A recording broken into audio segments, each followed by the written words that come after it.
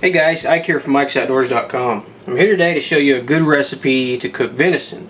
What I've got here is I've got a pound of venison and it's been marinating overnight. We're going to put the recipe up for you guys and show you exactly how I did this. But what this has been doing, this is basically a soy sauce and brown sugar marinade. And this is a backstrap. Like I said, it's about a pound of backstrap, maybe a pound and a half, and it's been marinating overnight. So what I'm going to do is I'm going to put this on my grill outside. You can do this in the oven too, but oven cooking's for city people. So we're going to do this on the grill outside. I've got a good bed of coals on there. Been going for about 20 minutes now, and got the temperature about 350 on my grill. And we're going to put this in this glass dish, and we're going to basically put it on there and cook it on our grill.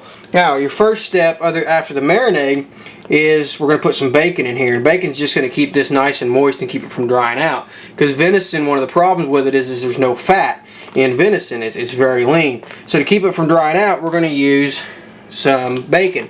And what I've got here is, this is from Walmart. This is the cheapest bacon that Walmart has. This is Corn King bacon, and the reason I use this Corn King is because of the fat in it. This is not real good quality bacon for breakfast unless you like the fat, but for doing this kind of cooking, it's excellent because of all the fat that's in here. You can take all that fat, and once it gets, that's what's going to keep your meat nice and juicy. So we're going to open this up, and we're going to put half of this on the bottom. And then we're going to put our steaks in there, and we're going to put the other half on the top, and that's how we're going to cook our steaks. Okay, this is a 12-ounce package of bacon, and depending on the size of your bowl, depending on how much you use, you may need a little bit more. So we're just going to take this, and I do this basically instead of just wrapping each individual piece, mainly because I'm lazy.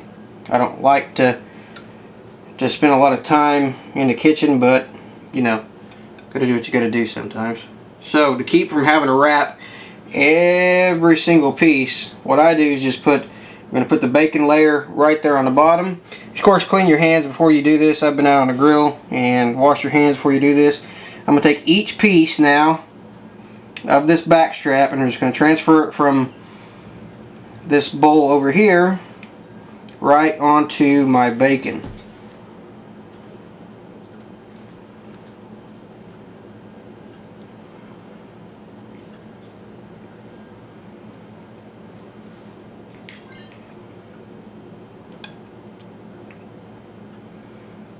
And hopefully this bowl, we're going to have to do some crowding. Apparently my bowl I marinated in was bigger than the bowl I'm cooking it in. So, and keep this stuff. You want to keep that stuff. I'm going to take a spoon here. You can see how this is separated out, or I can feel it. I doubt you can see it, but I can feel how this is separated out. So I'm going to stir it up just a little bit. And both of my dogs are coming in here now. I'm going to take a couple big spoons of this stuff, and I'm just going to drape it right over the top of that and let it get down into that bacon as well.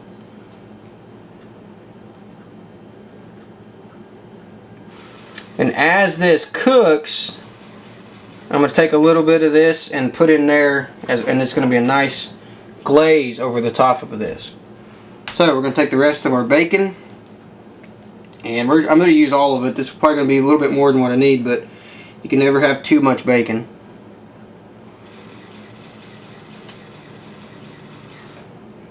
You can add other stuff to this too. You can add bell peppers, you can add jalapenos, stuff like that as well, to put right in here on top of your bacon if you'd like.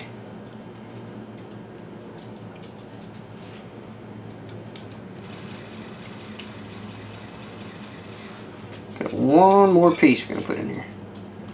Make sure everything gets covered with bacon. So, my dog is whining because this stuff smells really good. I'm going to wash my hands real quick, and then I'm going to put a little bit of aluminum foil over the top of this and get it on the grill. Well, as you can see by looking there, I've got this on about a medium heat. It's creeping up to about 350 now. Had to move inside because of, like any time when I try to do stuff like this, it's starting to rain. But I've got my, gotta get my lighter fluid with me. I got my my meat directly over my heat source directly over my flame. Got a nice bed of coals there, and I got a couple of baked potatoes on the back side that are cooking. We're going to let these cook for about 25 to 35 minutes, and then I'm going to marinate them again and check them at that point. And then at that point I'm going to go ahead and depending on the temperature, I'm going to go ahead and cook them again, but I'm going to cook them to a medium heat. And in my coals here, I've got charcoal briquettes, just some Kingsford, and I've also got some hickory in there, and I've got some pear, Bradford pear that I had left over, just a little bit of kind of a hodgepodge of wood as far as just kind of stuff that I had left over from smoking all year. So I've got a little bit of everything in there, but I really like the hickory and I like the pear as well. So we'll let that cook for about 20 to 25 minutes, and then we'll check it, marinate it, and we'll see where we're at that point.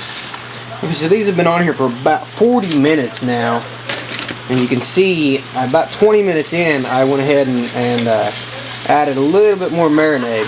So been on here for about 40 minutes now. What I'm going to do is I'm going to take these off, and just at first I'm going to put them over here off to the side of the flame, and I'm just going to sear in, just put a nice little sear on them, and that's going to be just about it.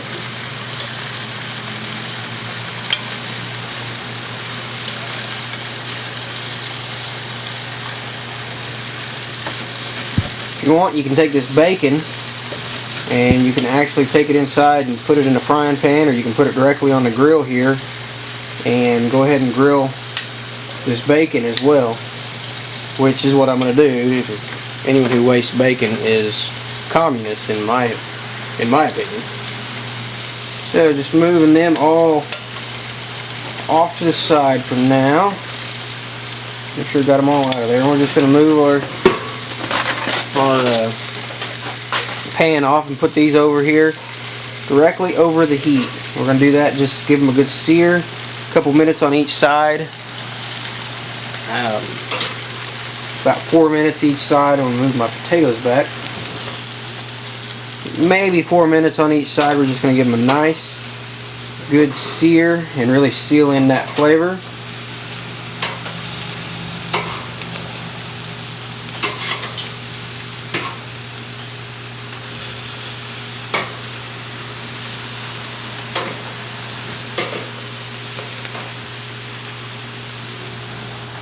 I apologize for the lighting, it's getting a little dark on me, but you can see those have been on there for about 3 minutes or so directly over the heat, and you can see it's just searing them, sealing in that flavor, and these are going to be some excellent backstraps. And this time that I'm giving these for is for about a medium. Got a little bit hot on that one. This is for about a medium. They're still going to be a little bit pink in the center,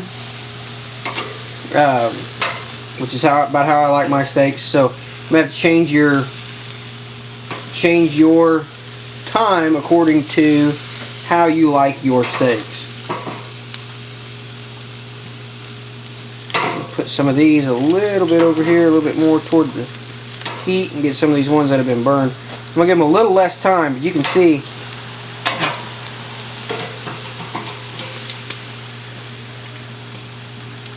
that's about perfect to me.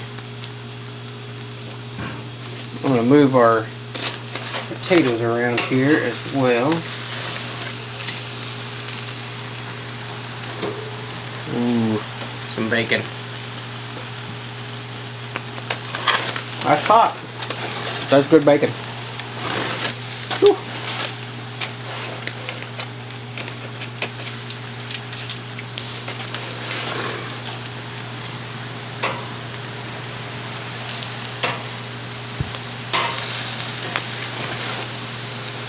We'll get our potatoes right there on that heat for the last few minutes.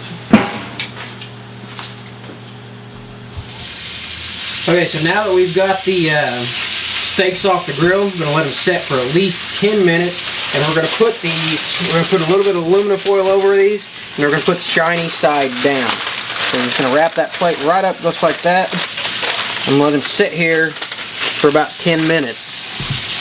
We got the bacon frying in the background.